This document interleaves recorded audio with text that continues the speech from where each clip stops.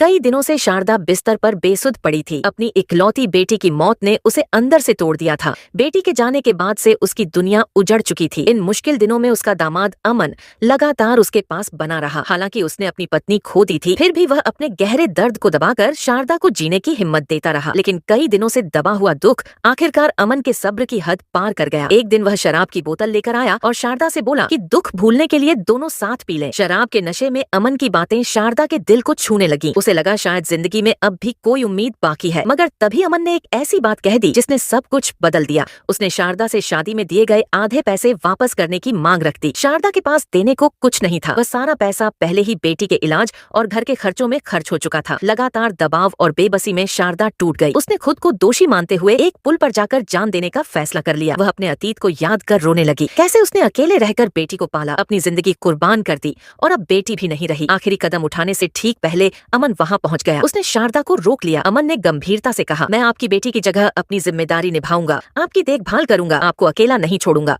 आज से आप मेरी सगी माँ हैं। लेकिन यह सुनकर भी शारदा खुश नहीं हुई। उसने अमन के हाथ से शराब की बोतल छीन ली और एक ही बार में सब पी गई। शराब का असर उस पर हावी हो गया। अमन ने उसे संभाला और सुरक्षित होटल के कमरे तक पहुंचा दिया ताकि वह आराम कर सके। उस रात के बाद दोनों की जिंदगी हमेशा के लिए बदल गई।